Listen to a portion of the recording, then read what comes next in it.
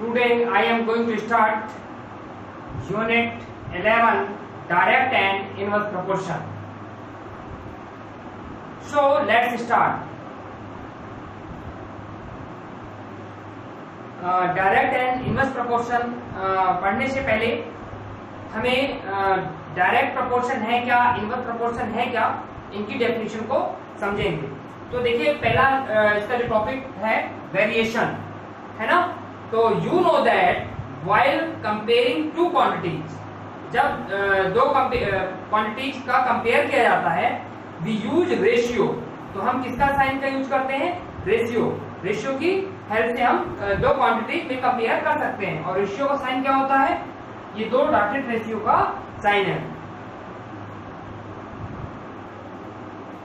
And when two ratio are compared they form a proportion. और जब दो ratio में कंपेयर किया जाता है तो वो प्रपोर्शन में रख के हम करते हैं। और प्रपोर्शन का साइन क्या होता है? प्रपोर्शन का साइन, ये प्रपोर्शन का साइन है, ये रेशियो का साइन है और ये प्रपोर्शन का साइन है। Now let us see how the concept of proportion can be used to understand the concept of variation. अब हम समझेंगे डायरेक्ट वेरिएशन क्या है और इनवर्स वेरिएशन क्या है। देखिए टू क्वांटिटी, डायरेक्ट वेरिएशन की बात कर रहे हैं पहले अपन। Two quantities x and y are said to be in direct proportion. कोई भी दो क्वांटिटीज x और y होंगी जिसे कि हम डायरेक्ट प्रोपोर्शन में कहेंगे if a increase in x is followed by corresponding increase in y। मतलब अगर x की वैल्यू इंक्रीज हो रही है तो y की भी वैल्यू इंक्रीज हो। अगर ऐसा नहीं हो रहा तो क्या होना चाहिए? हमने बोला कि इंक्रीज की एक्स की वैल्यू अगर इंक्रीज हो रही है तो वाई की भी वैल्यू इंक्रीज हो।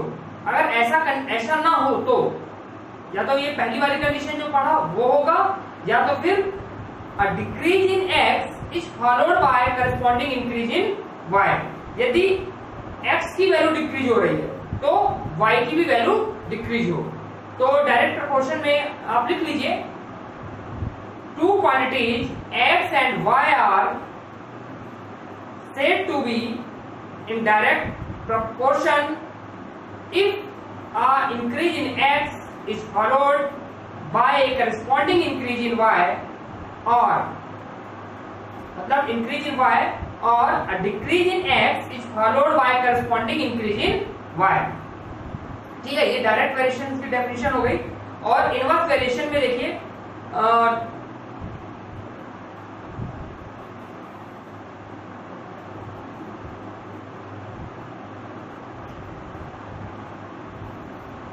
देखिए two quantities x and inverse variation की बात कर रहे हैं। Two quantities x and y are said to be inverse proportion if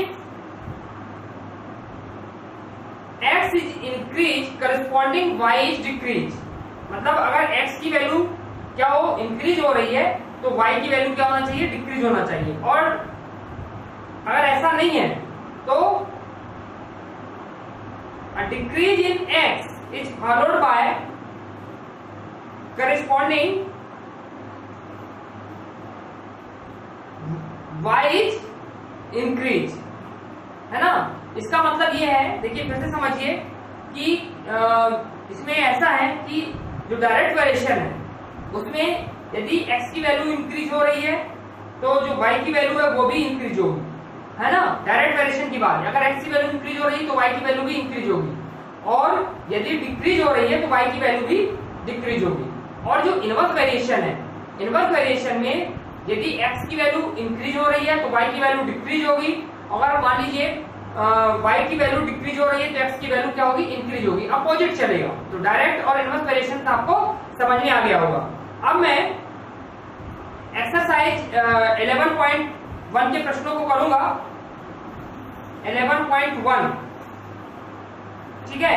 और अभी आपको जब एग्जाम क्वेश्चंस करेंगे तो आपको ज्यादा समझ में आएगा, है ना, क्योंकि वहां पर हम आपको कॉन्सेप्ट ज्यादा क्लियर करा पाएंगे एग्जाम्पल के माध्यम से।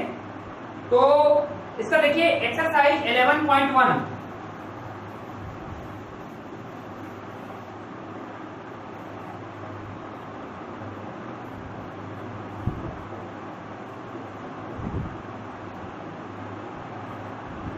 ये 11.1।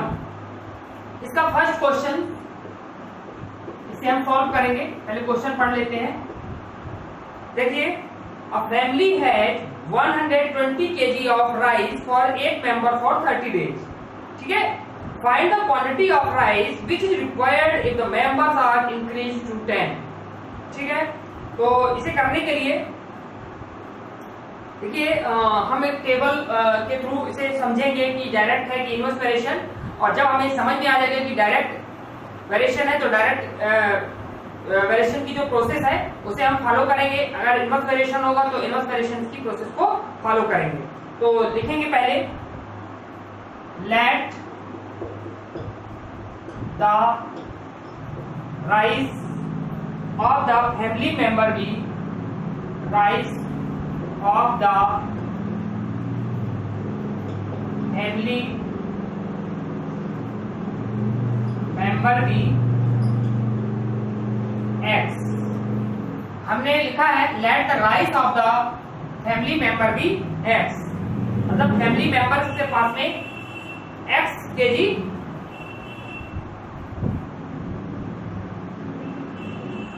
let the rice of the family member be x।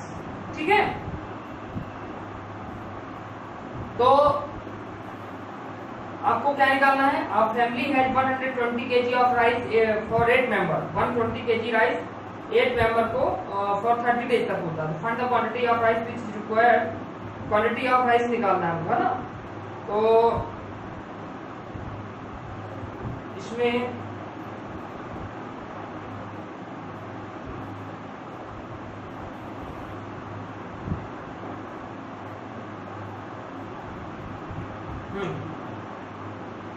तो देखिए इधर जो कि लिखा है family has 120 kg of rice for 8 member, तो हमने लिख दिया let the rice of the family member be x, है ना। अब देखिए एक तरफ लिखिए राइस, क्योंकि राइस दिया है तो राइस आपका केजी में है, और फिर नंबर ऑफ मेंबर है, नंबर ऑफ मेंबर्स, ऐसे टेबल आपको बनाना पड़ेगा। और राइस देखिए पहले 120 kg, 120 kg, और जब 120 kg राइस रहता है तो मेंबर कितने होते हैं? 8। ठीक है, तो यदि 10 हो जाते हैं, यानी नंबर ऑफ मेंबर 10 होते हैं, तो यहां पर आपसे ये वैल्यू हमने x ली है अभी, है ना, लेट किया है ये x लिखा है ना, let the rice of the family member be x, तो यही वाली वैल्यू x है। ठीक है, देखिए जब राइस 120 kg रहता है तो नंबर ऑफ मेंबर 8 होते हैं, तो जब 10 मेंबर हो गए तो राइस कितने केजी कंज्यूम होगा ये हमें फाइंड करना है। ठीक है, अब हमें समझना है कि डायरेक्ट है कि इनवर्स वेरिएशन। तो देखिए कैसे समझेंगे। हमने बोला था कि जब डायरेक्ट वेरिएशन होगा तो अगर x की वैल्यू इंक्रीज हो रही तो y की भी वैल्यू इंक्रीज होगी। मान लीजिए सपोज ये x है और ये y है। ठीक है, देखिए पहले 120 kg राइस था, है ना, तो 8 मेंबर थे, समझिएगा 8 मेंबर थे, तो जब 10 मेंबर हो गए तो यहाँ पर राइस क्या होगा? ज्यादा लगेगा। इसका मतलब है यहाँ से हमारी जो वैल्यू हुई क्या हुई? इंक्रीज हुई। तो हमने पढ़ा है डायरेक्ट वेरिएशन में या तो वैल्यू इंक्रीज होगी या तो डिक्रीज होगी, यहाँ पे इंक्रीज हो रही है तो it is a direct variation. ठीक है, तो लिखेंगे इट इज ए या इट इज डायरेक्ट वेरिएशन। ठीक है, तो देखिए डायरेक्ट वेरिएशन में करने का तरीका भी थोड़ा सा अलग है। हम क्या करेंगे, इसके अपान में रखेंगे, यानी 120 अपॉन 8 और x अपॉन 10 ऐसा लिखेंगे। ठीक है, या आप ऐसा भी लिख सकते हैं 120 रेशियो 8 इक्वल x रेशियो 10। ठीक है, अब देखिए इधर इसको आप लिख सकते हैं 120 upon 8 equal to x upon 10। अब बाय क्रॉस मल्टीप्लाई हो जाएगा। देखिए 120 इंटू 10 x इंटू 8, यहां पे लिख दीजिए आप by cross multiply, by cross multiply. ठीक है, तो यहाँ पे दिस इंप्लाई दैट का साइन, this imply that this implies that. ठीक है, ये आपको समझ में आ गया होगा। देखिए जब हम x की वैल्यू फाइंड करेंगे तो ये 8 इसके नीचे आ जाएगा, तो यहाँ पे साइड में कर देते हैं। देखिए जब x की वैल्यू फाइंड करेंगे, x क्या हो जाएगा 120 इंटू 10 अपॉन 8। ठीक है, अब देखो इसको सिंप्लीफाई करेंगे, 2 5 जा 10, 2 4 जा 8, 4 3 जा 12 और 0 आएगा, मतलब 30 है ना। अब यहाँ पे कितना बचा 30, यानी x equal to 30 into 5 means 150 kg। ये आपका आंसर आ गया। तो ये जो वैल्यू है, यही वैल्यू हमने लिया था x, तो ये जो वैल्यू है आपकी आएगी 150 kg। ठीक है, तो क्या है आपका answer 150 kg। Question number 2, question number 2 देखिए, 125 people can finish a piece of work in 120 days। मतलब 125 people किसी भी वर्क को 120 डे में करते हैं। तो find the number of people required to finish the same work in 100 days, है ना। तो अगर यही वर्क 100 डेज में हो रहा है तो कितने पीपल्स हमें लगेंगे, ये हमें फाइंड करना है। तो क्वेश्चन नंबर 2 हमें करना है,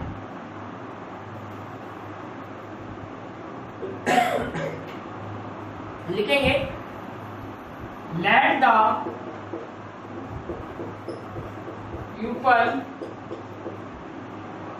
pupil required for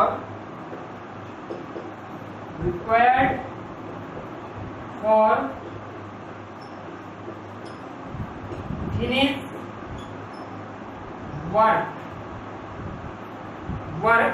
equal to x। मतलब हमने ये मान लिया कि हमें x पीपल्स लगेंगे किसी भी वर्क को पूरा करने के लिए। देखिए इधर अब हम टेबल बनाएंगे, क्या क्या दिया हमें, पीपल दिए, तो लिखेंगे नंबर ऑफ पीपल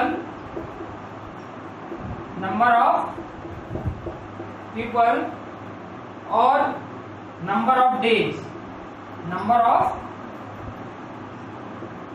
तो नंबर ऑफ पीपल कितने हैं 125। जब 125 पीपल होते हैं तो 120 डेज लगते हैं। ठीक है, और आपसे बोला है कि जब 100 डे होंगे तो हमने ये वाली वैल्यू को x मान लिया, इसको मैंने लेट कर लिया है। ठीक है, इसको मैंने लेट किया है, ये हमने वैल्यू लेट की हुई है। ठीक, यही हमें फाइंड करना है। देखिए 125 पीपल है तो 120 डेज वर्क होता था।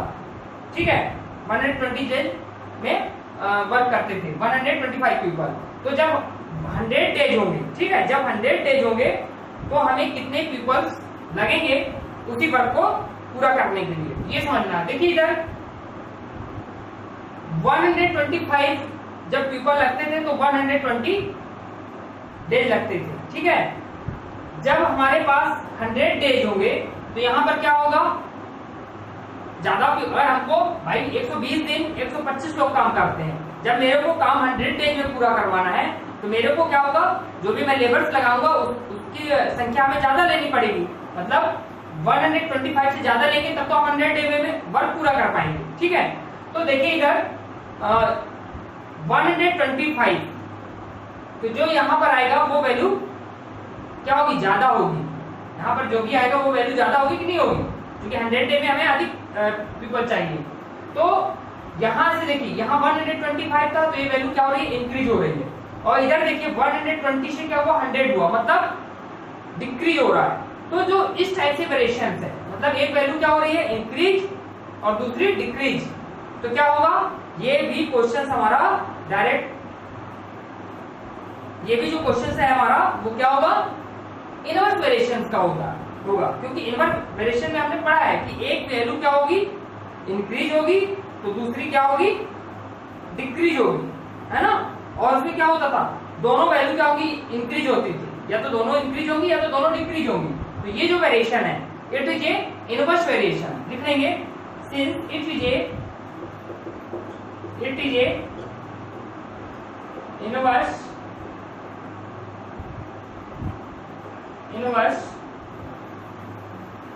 It is A inverse variation.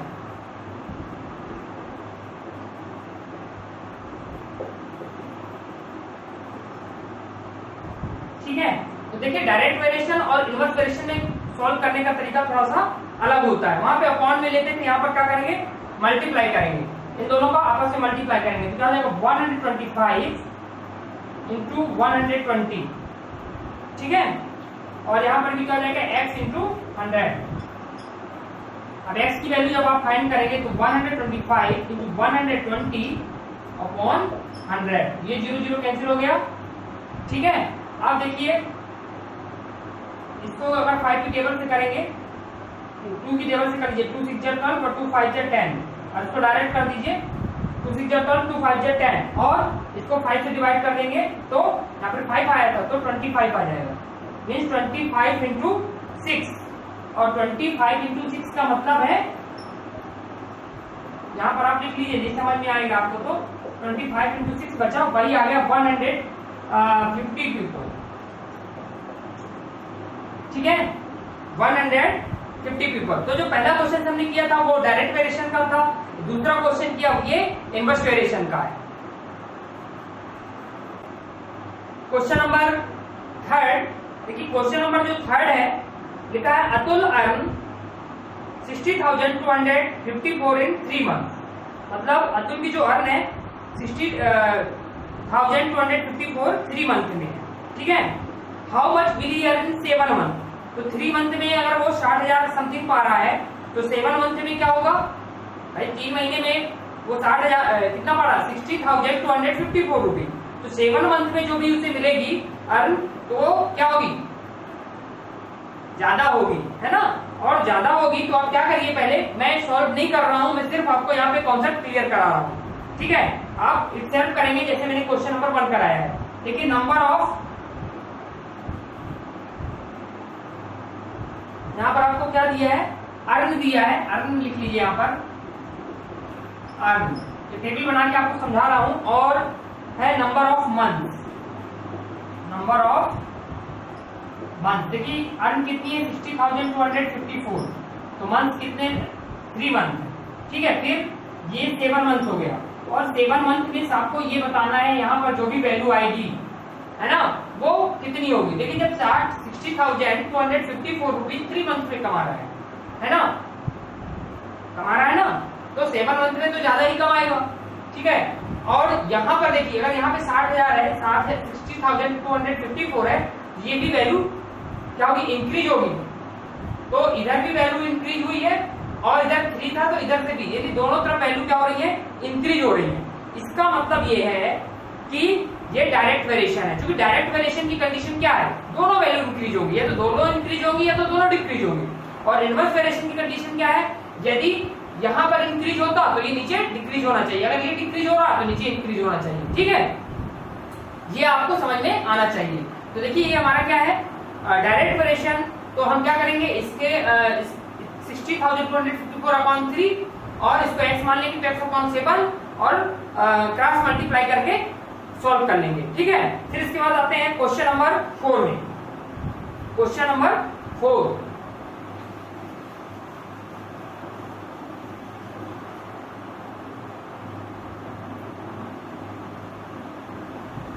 Question number 4 में आते हैं। देखिए क्वेश्चन नंबर जो 4 है, a restaurant has food stock to supply food for 900 people for 40 days.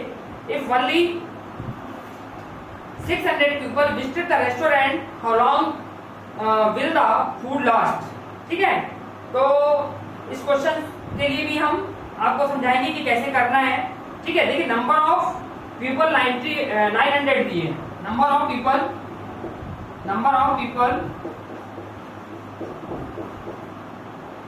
और नंबर ऑफ डेज, देखिए जब पीपल्स कितने हैं 900 है, यहाँ पे आपको समझना है, कॉन्सेप्ट क्लियर होना चाहिए। तो 40 डेज लग रहे हैं, और जब 600 पीपल्स होंगे तो कितने डेज लगेंगे ये आपसे पूछा गया है, तो इसको आप x मान लीजिएगा। ठीक है, अब देखिए 900 से 600 वैल्यू हुई, मतलब यहाँ पर वैल्यू डिक्रीज हुई है ना। जब 900 पीपल्स होते हैं तो कितने लगते हैं 40 डेज लगेंगे, और जब पीपल्स कम होंगे तो डेज भी इधर कम लगेंगे, मतलब ये वैल्यू इधर भी डिक्रीज हो रही है और इधर भी डिक्रीज हो रही है।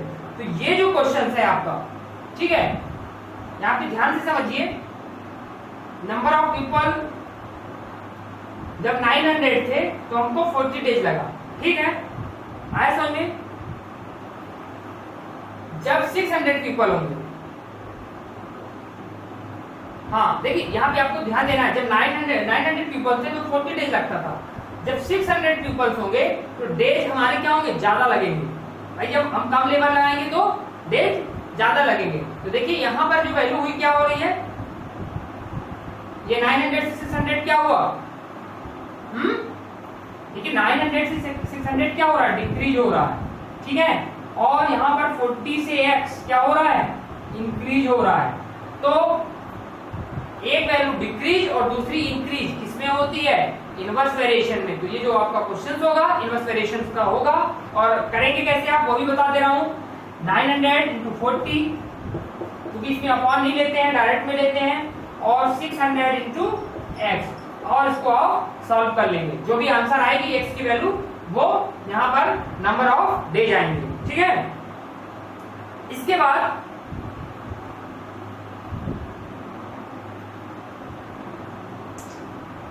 क्वेश्चन नंबर 5, क्वेश्चन नंबर 5 देखिए, क्वेश्चन नंबर 5 है,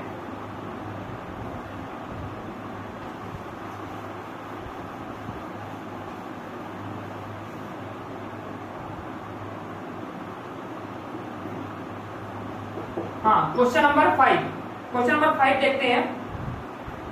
if apples are sold at 5 rupees each, Sushma can buy 2 dozen apples with the money in her purse.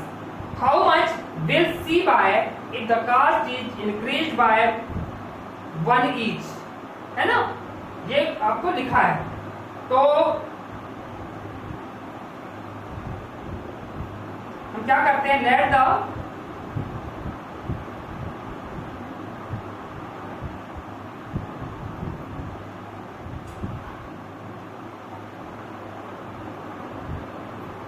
how much will she buy the cost increase, हमें बताना है। the money in her purse the cost increase in each, है ना।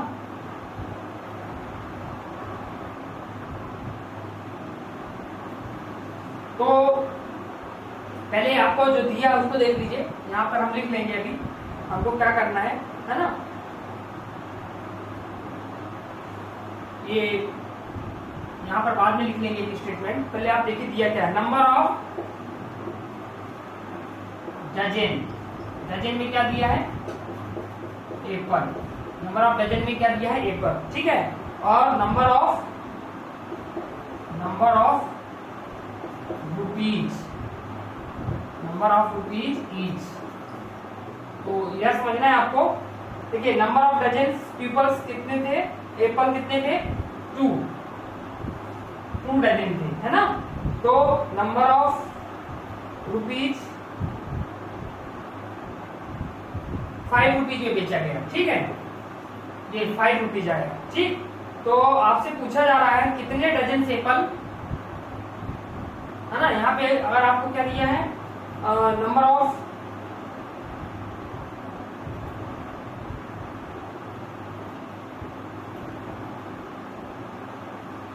Sushma can buy 2 dozen apple, है ना, with the money in her purse. How much will she buy if the cost increase by 1 each, है ना। यानी cast क्या हुई,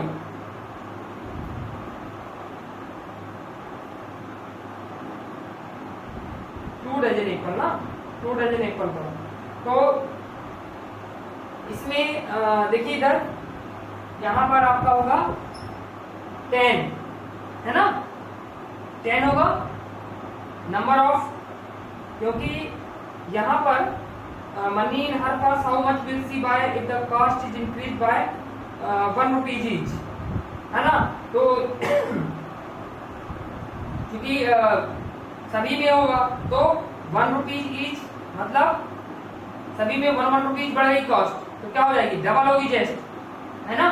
अगर यहाँ पे 5 रुपीज इन्वेस्टमेंट हो रहा था, है ना, तो यहाँ पर क्या होगा 10 रुपीज होगा। ठीक है, तो आपको यहाँ पर आपको क्या निकालना है, ये वाली वैल्यू को निकालना है, ये आपको ध्यान देना है, यहाँ पर निकालना है, इसको आप एक्स कर लीजिए। ठीक है, ये आपको निकालना है। तो लेट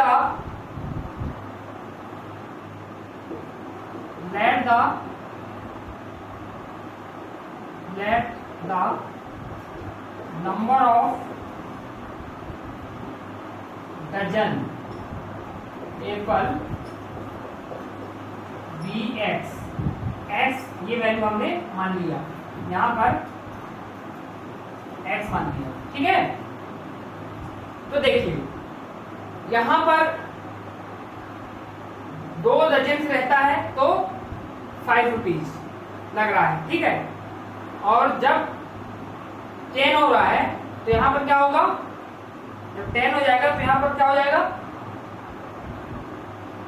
रुपीज भी ज्यादा लगेगा, है ना। तो दोनों वैल्यू क्या हो रही है, इंक्रीज हो रही है, मतलब ये यहां पर भी ज्यादा आएगा और इधर भी वैल्यू ज्यादा हो रही है, तो क्या होगा, डायरेक्ट वेरिएशन। इसलिए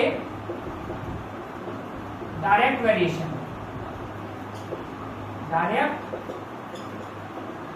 वेरिएशन ठीक है, इसे सॉल्व कर लेंगे तो देखिए क्या हो जाएगा, 2/5 और x/10 क्रॉस मल्टीप्लाई कर दीजिए तो 2 × 10 5 × x, तो x इक्वल टू क्या हो जाएगा, 2 × 10/5, तो 5 2 जा 10, तो 4 आएगा। आप जरा आपको इधर की जो वैल्यू आएगी क्या आएगी, 4। ठीक है, तो how much will she buy if the cost is increase by 1 rupees each, तो यहाँ पर क्या आएगा, नंबर ऑफ डजन्स में एप्पल में 4 आ जाएगा। ठीक है, यही आपका आंसर है। क्वेश्चन नंबर 6, ये क्वेश्चन नंबर 6 है, 8 horses can consume 50 kg of grains in a certain period of time.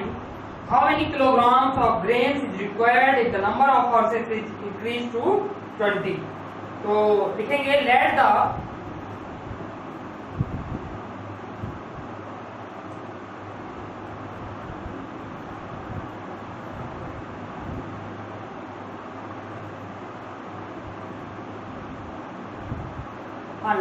x kg, question number 6 है, लिखेंगे let the x kg grains is required,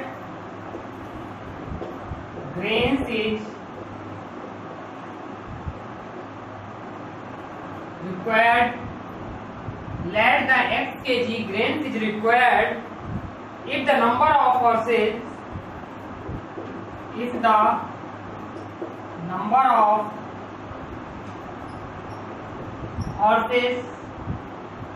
is increased to 20, is increased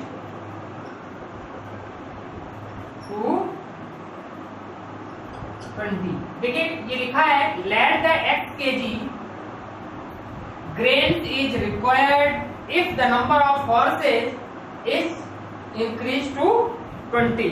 ठीक है, मतलब आपको grains दिया गया है, यहां पर आपको ग्रेन्स दिया गया है केजी में, ग्रेन्स काय में दिया है, केजी में, और नंबर ऑफ हॉर्सेस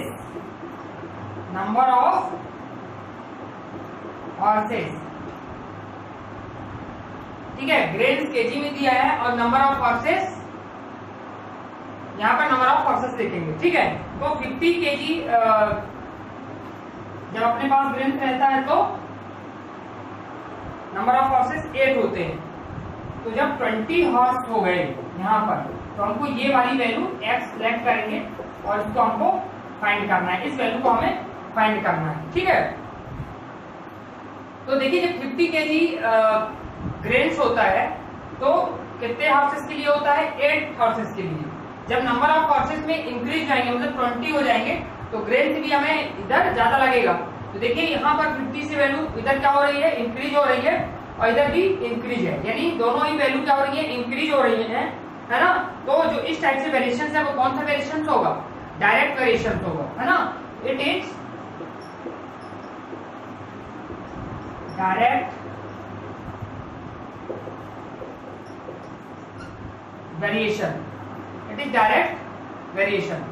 तो देखिए इधर जब डायरेक्ट वेरिएशन क्या करेंगे, 50/8 equal to x/20। Cross multiply हो जाएगा तो क्या हो जाएगा 50 इंटू 20 और x इंटू 8 बाय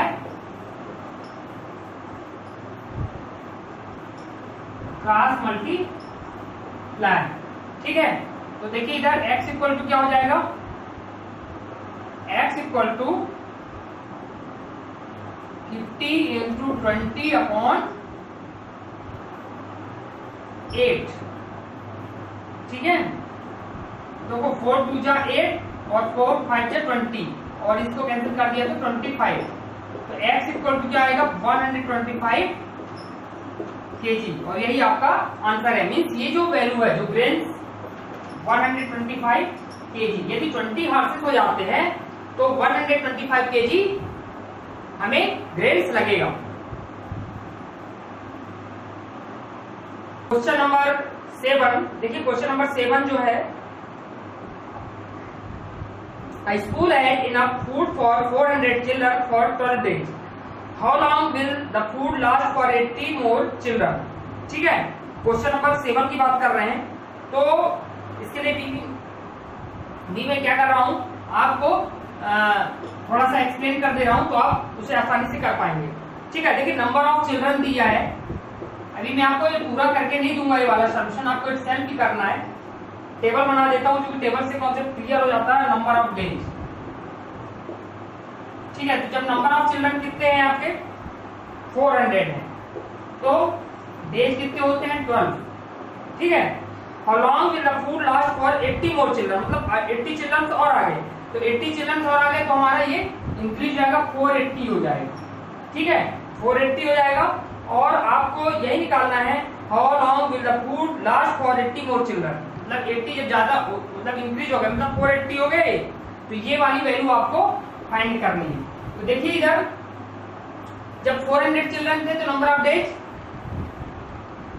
12 थे, तो जब इधर 480 चिल्ड्रन है, जब 480 चिल्ड्रन है तो नंबर ऑफ डेज क्या होगा, यहाँ पर डिक्रीज होगा, मतलब 10 इसका क्या होगा डिक्रीज होगी वैल्यू ना। इधर 400 से 480, भाई जब 400 चिल्ड्रन थे तो 12 डेज है ना, नंबर ऑफ डेज 12 थे। लेकिन अगर चिल्ड्रन बढ़ जाएंगे तो यहाँ पर नंबर ऑफ डेज क्या हो जाएंगे, कम हो जाएंगे। ठीक है, तो इधर से वैल्यू 400 से 480 क्या हुई, इंक्रीज हुई, और इधर क्या हो रही है, डिक्रीज हो रही है, मतलब एक वैल्यू इंक्रीज हो रही है और दूसरी डिक्रीज हो रही है।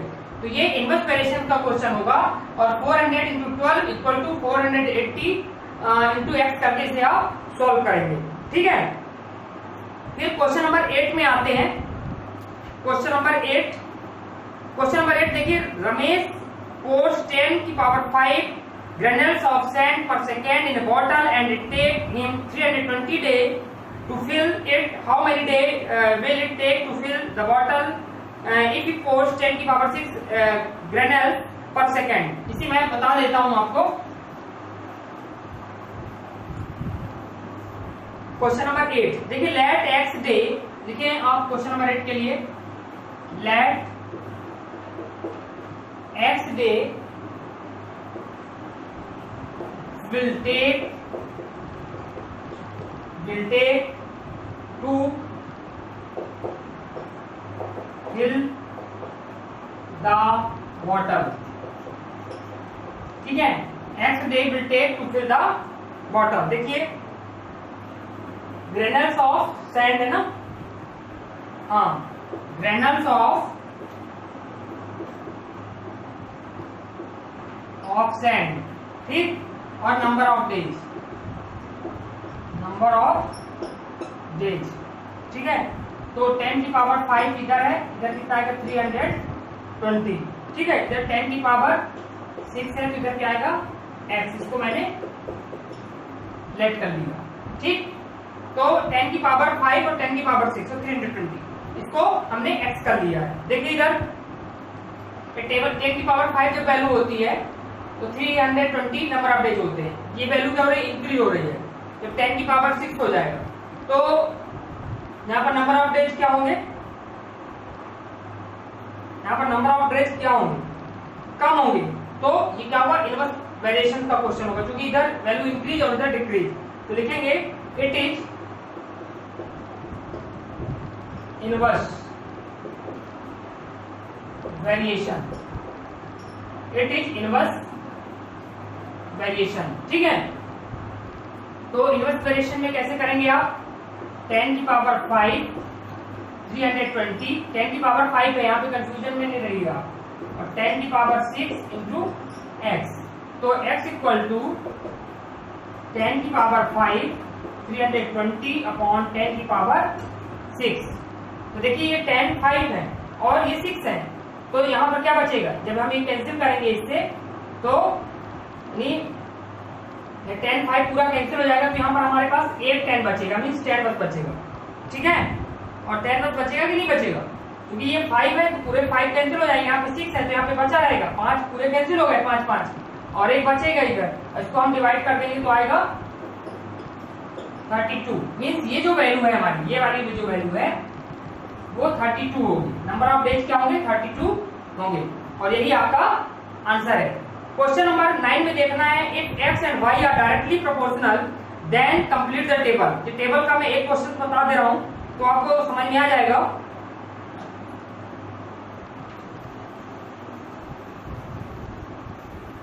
एक दो वैल्यू लेके बता दे रहा हूं। देखिए क्वेश्चन नंबर 9 में जैसे आपको दिया है x y 1/24 और 2 दिया है, ठीक है, तो ये वैल्यू नहीं दी गई है। फिर आगे लिखा है आपको यहाँ पर वैल्यू नहीं दी गई है ना, और ये 72 है। अभी मैं इतना ही बता रहा हूँ, आप कर लीजिएगा। फिर लिखा है 4 और ये वैल्यू नहीं दी गई है, फिर लिखा है 5 और ये वैल्यू आपको नहीं दी गई है। ठीक है, कैसे करेंगे, देखिए दो दो आप लीजिए, पहले इसको लीजिए और इसको लीजिए, है ना। तो इसको x कर लेते हैं हम, इसको मैंने x कर लिया, मान लो x1 कर लिया सपोज, आपके समझने के लिए, समझाने के लिए। ठीक है, तो अगर x1 इसको मैं कर लिया तो क्या करूंगा, पहले मैं लूंगा फर्स्ट वाला, इन दोनों को लेना है ना। तो क्या होगा, फर्स्ट में मैंने किसको लिया 1/24 प्रोपोर्शनल 2/x1। ठीक है, तो क्या हो जाएगा 1/24 इक्वल टू 2/x1।